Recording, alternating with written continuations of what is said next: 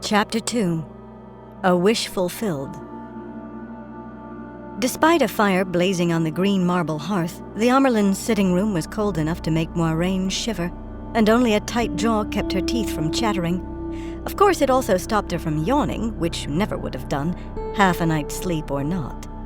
The colorful winter tapestries hanging on the walls, bright scenes of spring and garden parks, ought to have had a coating of frost, and icicles should have been hanging from the scroll-carved cornices.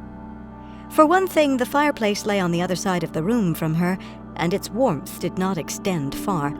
For another, the tall glassed casements behind her, filling the arched windows that led onto the balcony overlooking the Amerlin's private garden, did not fit as well as they might, and they leaked cold around the edges. Whenever the wind gusted outside, an icy breeze hit her back and cut through her woolen dress. Another struck her closest friend as well, but for all that Swan was Tyron, she would not have let it show if she were freezing to death. The Sun Palace in Cairhien, where Moiraine had done most of her growing up, had often been as cold in winter, yet there she had never been forced to stand in drafts. The chill seeped from the marble floor tiles through the flowered Ilianer carpet, and Moiraine's slippers too. The golden great serpent ring on her left hand, the snake biting its own tail that symbolized eternity and continuity and an initiate's bond to the tower, felt like a band of ice. When the Amerlin told an Accepted to stand over there and not bother her, however, the Accepted stood where the Amerlin pointed and tried not to let her notice any shivers. Worse than the cold, really, was the heavy smell of acrid smoke that even the heavy drafts could not dispel. It was not the smoke of chimneys, but of burned villages around Tar Valon. Concentration on the cold kept her from fretting over the smoke and the battle. The sky outside the windows held the gray of early morning now. Soon the fighting would begin again, if it had not already. She wanted to know how the battle was going. She had a right to know. Her uncle had started this war. She certainly did not excuse the Aiel in the slightest for the destruction they had brought to Cairhien, city and nation, but she knew where the ultimate blame lay. Since the Aiel arrived, though, Accepted had been confined to the tower grounds as strictly as novices.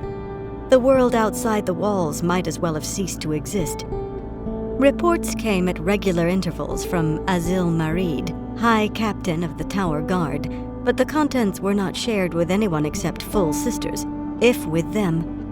Questions about the fighting addressed to Aes Sedai earned admonitions to concentrate on your studies, as though the largest battle fought since Arthur Hawkwing's time, and practically under her nose, was a mere distraction. Moiraine knew she could not be involved in any meaningful way, not in any way really, yet she wanted to be, if only by knowing what was happening. That might be illogical, but then she had never thought she was going to join the White Aja once she gained the shawl.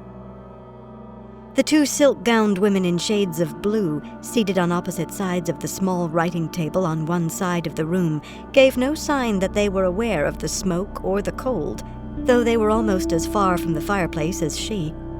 Of course, they were Aes Sedai, with ageless faces, and for the smoke, they had certainly seen the aftermath of more battles than any general. They could remain serenity made flesh if 1,000 villages burned right in front of them. No one became Aes Sedai without learning to control her emotions at need, inwardly and outwardly. Tamra and Gitara did not seem tired, though they had taken only catnap since the fighting began. That was why they had Accepted in attendance all night, in case they wanted errands run or someone brought to them. As for the cold, neither cold nor heat touched sisters the way it did other people. They always appeared unaware of either. Moiraine had tried to work out how that was done. Every Accepted tried sooner or later. However it was worked, it did not involve the one power, or she would have been able to see the weaves, or at least feel them. Tamra was more than simply Aes Sedai. She was the Amerlin's seat, the ruler over all Aes Sedai. She had been raised from the blue, but of course the long stole draped on her shoulders was striped in the colors of the 7 Ajas, to show that the Amerlin was of all Ajas and none. Over the history of the tower, some Amerlins had taken that more literally than others. Tamra's skirts were slashed with all 7 colors, though that was not required. No Aja could feel itself advantaged or disadvantaged with her. Beyond the tower, when Tamra Ospenya spoke, kings and queens listened, whether they had Aes Sedai advisors or hated the White Tower. That was the power of an Amerlin's seat.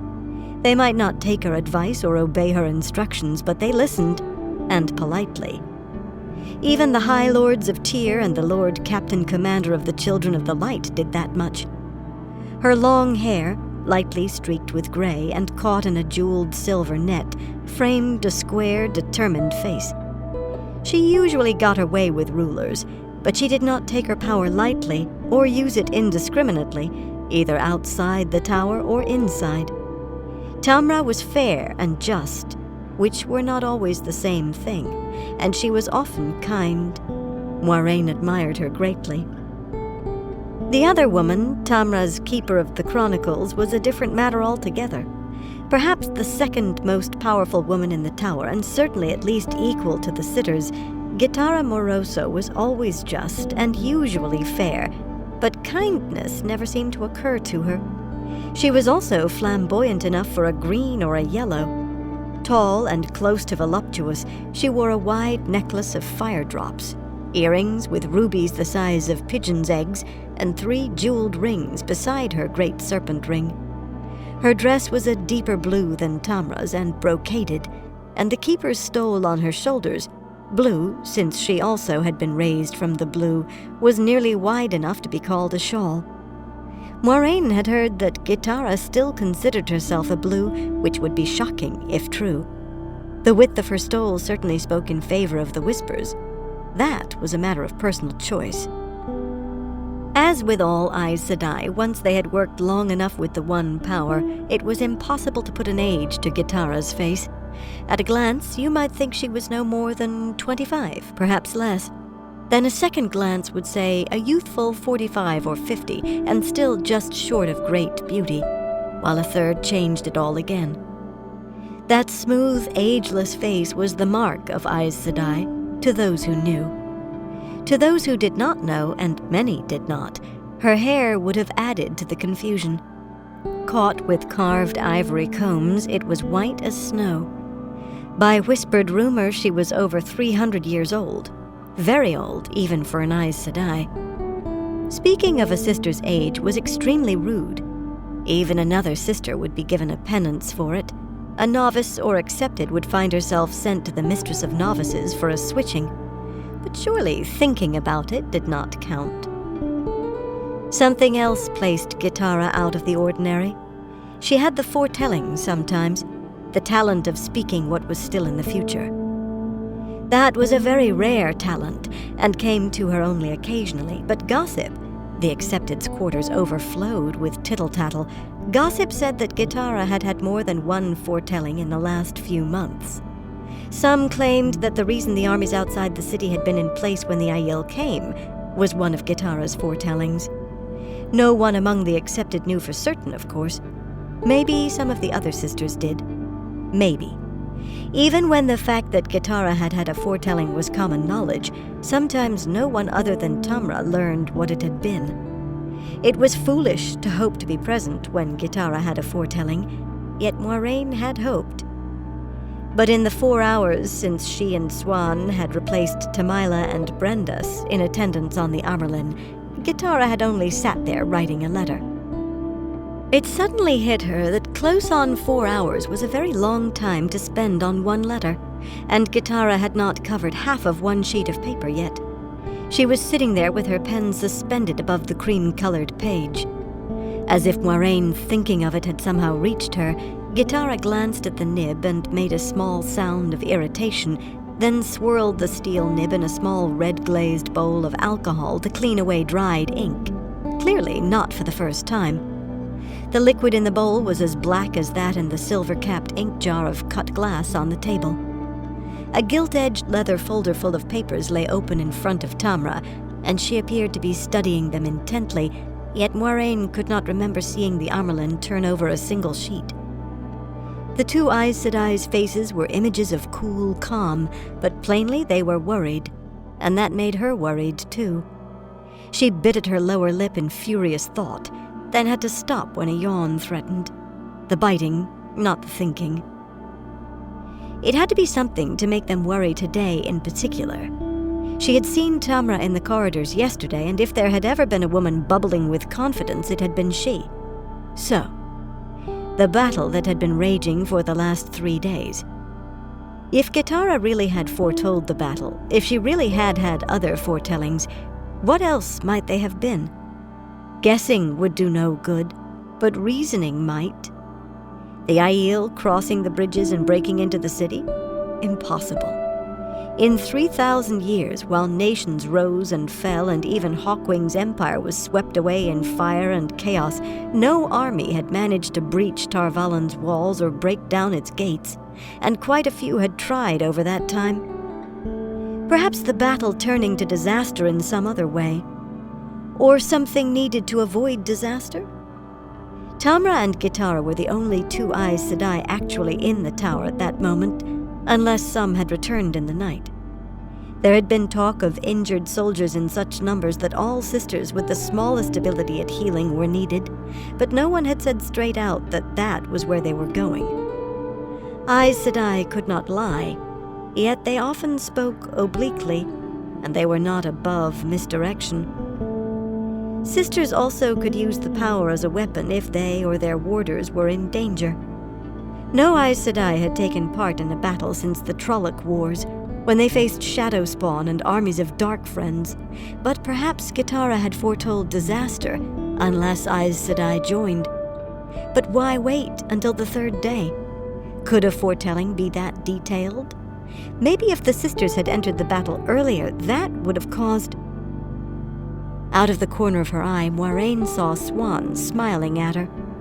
That smile turned Swan's face from handsome to pretty and made her clear blue eyes twinkle. Nearly a hand taller than Moiraine had gotten over the irritation she had once felt at being shorter than nearly all the women around her, but she could never help noticing height. Taller and almost as fair-skinned as she, Swan wore her formal acceptance dress with an air of assurance that Moiraine had never quite mastered. The high-necked dresses were the purest white except for the bands at hem and cuffs that copied the Amerlin's 7-colored stole. She could not understand how so many sisters of the White Aja could bear to wear white all the time, as if they were forever in mourning. For her, the hardest thing about being a novice had been dressing in plain white, day after day. The hardest aside from learning to control her temper, anyway. That still dropped her in hot water now and then, but not so often as during her first year. "We'll find out when we find out," Swan whispered with a quick glance at Tamra and Gitara. Neither moved an inch. Gitara's pen was held over the letter again, the ink drying. Moiraine could not help smiling back. Swan had that gift, making her smile when she wanted to frown and laugh when she wanted to weep. The smile turned into a yawn, and she looked hastily to see whether the Amerlin or the Keeper had noticed. They were still absorbed in their own thoughts. When she turned back, Swan had a hand over her own mouth and was glaring at her over it, which almost set her giggling. It had surprised her at first, she and Swan becoming friends. But among novices and accepted, the closest friends always seemed to be very much alike or very different. In some things, she and Swan were alike. They were both orphans. Their mothers had died while they were young, their fathers since they left home. And both had been born with the spark, which was uncommon.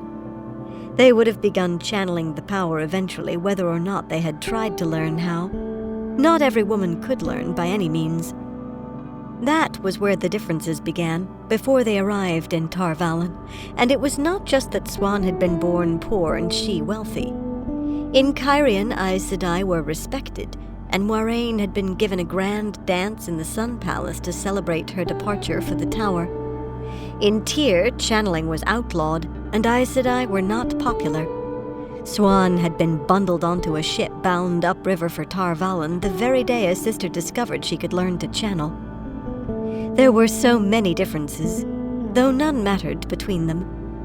Among other things, Swan had come to the tower in full control of her temper. She was quick with puzzles, which Moiraine was not. She could not abide horses, which Moiraine loved, and she learned at a rate that left Moiraine dazed. Oh, not about channeling the one power.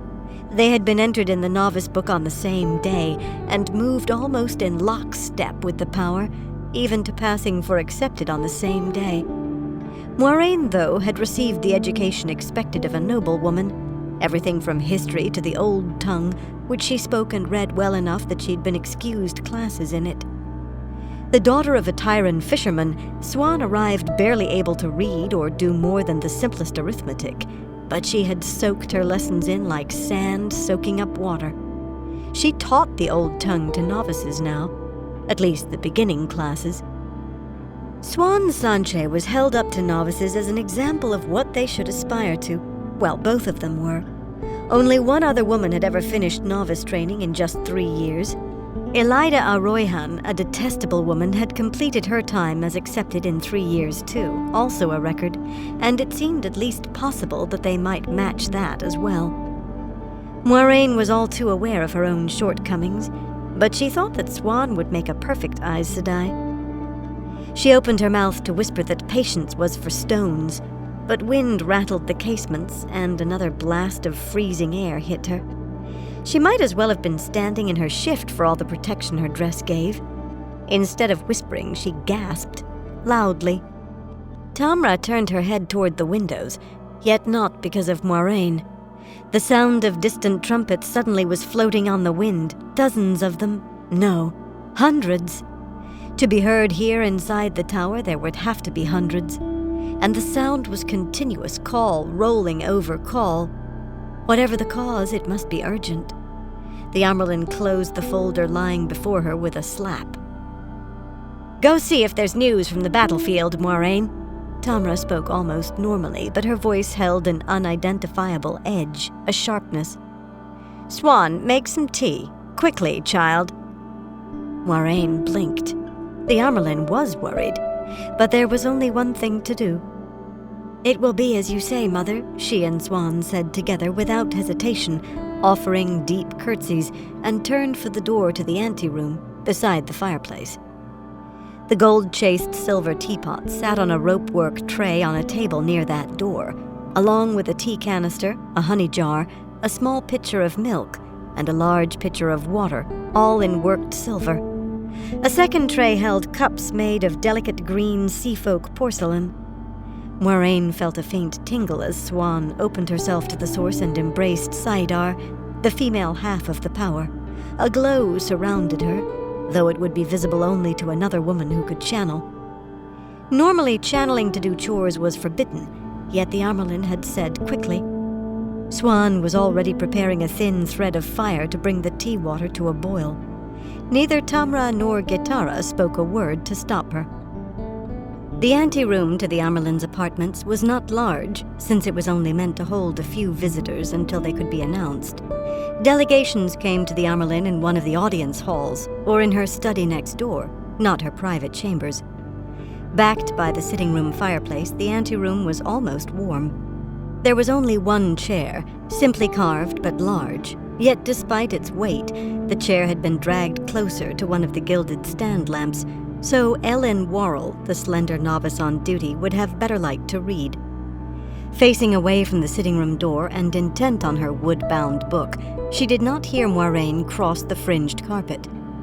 Ellen should have felt her presence long before she was close enough to peer over the child's shoulder. Not really a child, since she had been 7 years a novice and had come to the tower at 18, but a novice was referred to as a child no matter her age. For that matter, Aes Sedai called accepted child, too. Moiraine had been able to feel the child's ability to channel soon after entering the room. Ellen certainly should have been able to sense hers from this near. One woman who could channel could never sneak up on another if the second was paying attention. Peering over Ellen's shoulder, she recognized the book instantly. Hearts of Flame, a collection of love stories. The Tower Library was the largest in the known world, containing copies of almost every book that had ever been printed, but this was unsuitable for a novice. Accepted were granted a little leeway. By that time, you knew that you would watch a husband age and die, and your children and grandchildren and great-grandchildren, while you changed not at all. But novices were quietly discouraged from thinking about men or love, and kept away from men entirely. It would never do for a novice to try running away to get married, or worse, to get herself with child. Novice training was purposefully hard. If you were going to break, better it happened as a novice than as a sister. Being Aes Sedai was truly hard, and adding a child to it would only make matters beyond difficult. "You should find more appropriate reading, Ellen," Moiraine said levelly, "and pay more attention to your duties." Before Moiraine finished speaking, Ellen leaped to her feet with a startled gasp, the book tumbling to the floor, and whirled around. She was not tall for an Andoran, but Moiraine still had to look up to meet her eyes. When she saw Moiraine, she heaved a small sigh of relief. Very small. To novices, accepted were only a tiny step below Aes Sedai. Ellen spread her plain white skirts in a hasty curtsy. "No one could have come in without my seeing, Moiraine. Marianne Sedai said I could read." She tilted her head to one side, toying with the wide white ribbon that held her hair. Everything novices wore was white, even their thin leather slippers. "Why's that book inappropriate, Moiraine?"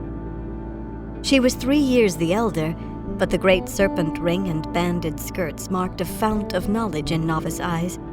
Unfortunately, there were subjects Moiraine felt uncomfortable talking about with just anyone. There was such a thing as decorum. Picking up the volume, she handed it to the novice. "The librarians would be very put out if you returned one of their books in damaged condition." She felt a measure of satisfaction at that. It was the sort of reply a full sister might have given when she did not want to answer the question. Accepted practiced the Aes Sedai way of speaking against the day they gained the shawl, but the only ones to practice on safely were the novices. Some tried it with the servants, for a little while, but that only got them laughed at. Servants knew very well that in Aes Sedai eyes, accepted were not a small step below the sisters, but a small step above the novices. As hoped for, Ellen anxiously began examining the book for damage, and Moiraine went on before the novice could come back to her embarrassing question. "Have there been any messages from the field of battle, child?" Ellen's eyes widened indignantly. "You know I'd have brought it in right away if there'd been any message, Moiraine. You know I would." She did know. Tamra had known, too. But while the keeper or a sitter might point out that the Amyrlin had given a foolish order, at least she thought they might, and Accepted could only obey. For that matter, novices were not supposed to point out that an Accepted had asked a foolish question. "Is that the proper way to answer, Ellen?" "No, Moiraine," Ellen said contritely, bobbing another curtsy. "There hasn't been any message the whole time I've been here." Her head tilted again. "Did Gitara Sedai have a foretelling?" "Go back to your reading, child." As soon as the words were out of her mouth, Moiraine knew they were wrong, contradicting what she had said before. It was too late for a recovery now, though. Turning quickly and hoping that Ellen had not noticed the blush suddenly heating her face, she glided out of the anteroom with as much dignity as she could muster. Well, the mistress of novices had told the child she could read, and the librarians had let her take the book, if one of the Accepted had not loaned it to her. But Moiraine did hate sounding like a fool. A faint trickle of steam was rising from the teapot's spout, and more from the water pitcher when Moiraine re-entered the sitting room and closed the door. The glow of Saidar no longer shone around Swan. Water boiled very quickly when the one power was used. The trick was to keep it all from flashing to steam. Swan had filled 2 of the green cups and was stirring honey into one. The other was milky. Swan pushed the cup she had been stirring toward Moiraine. "Gitara's," she said softly, and then in a whisper with a grimace, "She likes enough honey to turn it to syrup. She told me not to be stingy." The porcelain was just barely too hot on Moiraine's fingertips. but it should be cooled to exactly the right point by the time she crossed the room to the writing table where Gitara still sat, now drumming her fingers on the tabletop impatiently. The polished blackwood clock on the mantel over the fireplace chimed first rise. The trumpets were still calling. They seemed to sound frantic, though Moiraine knew that was only imagination. Tamra was standing at the windows, peering out at a sky that was growing brighter by the moment. She continued to stare out after Swan had curtsied and proffered her cup, then finally turned and saw Moiraine. Instead of taking the tea, she said, "What news, Moiraine? You know better than to delay." Oh, she was on edge to speak so. She had to know Moiraine would have spoken immediately if there had been anything. Moiraine was just offering Gitara her own cup, but before she could reply, the keeper jerked to her feet, bumping the table so hard that the ink jar overturned, spreading a pool of black across the tabletop. Trembling, she stood with her arms rigid at her sides and stared over the top of Moiraine's head, wide-eyed with terror. It was terror, plain and simple. "He is born again," Gitara cried. "I feel him. The dragon takes his first breath on the slope of Dragon Mount. He is coming. He is coming. Light help us. Light help the world. He lies in the snow and cries like the thunder. He burns like the sun." With the last word, she gasped, a tiny sound, and fell forward into Moiraine's arms. Moiraine dropped the teacup to try to catch her, but the truth of it was that the larger woman bore both of them to the carpet. It was all Moiraine could do to end up on her knees holding the keeper, rather than lying beneath her. In an instant, Tamra was there, kneeling careless of the ink trickling from the table. The light of Saidar already surrounded her, and she already had a weave prepared of spirit, air, and water. Gripping Gitara's head between her hands, she let the weave sink into the still form. But delving, used to check health, did not turn to healing. Looking helplessly into Gitara's staring eyes, Moiraine knew why not. She had hoped there was some tiny fragment of life left, something that Tamra could work with. Healing could cure any sickness, mend any injury, but you could not heal death. The pool of ink on the table had spread to ruin whatever the keeper had been writing. It was very odd what you noticed at a time like this. "Not now, Gitara," Tamra breathed softly. She sounded weary to the bone. "Not now, when I need you most." Slowly, her eyes came up to meet Moiraine's, and Moiraine started back on her knees. It was said Tamra's stare could make a stone move, and at that moment Moiraine believed. The Amerlin shifted her gaze to Swan, still standing in front of the windows. Swan had both hands pressed to her mouth, and the teacup she had been carrying lay on the carpet at her feet. She gave a jerk under that gaze, too. Moiraine's eye found the cup she had been carrying. A good thing the cups did not break, she thought. Seafolk porcelain is quite expensive. Oh, the mind did play odd tricks when you wanted to avoid thinking about something. "You are both intelligent," Tamra said finally, "and not deaf, unfortunately. You know what Gitara just foretold?" There was just enough question in that for both of them to nod and say that they did. Tamra sighed, as if she had been wishing for a different response. Taking Gitara out of Moiraine's arms, the Amerlin eased her down to the carpet and smoothed her hair. After a moment, she pulled the wide blue stole from Gitara's shoulders, folded it carefully, and laid it over the keeper's face. "With your permission, Mother," Swan said in a husky voice, "I'll send Ellen to fetch the keeper's serving woman to do what's needful." "Stay," Tamra barked. That iron-hard gaze studied them both.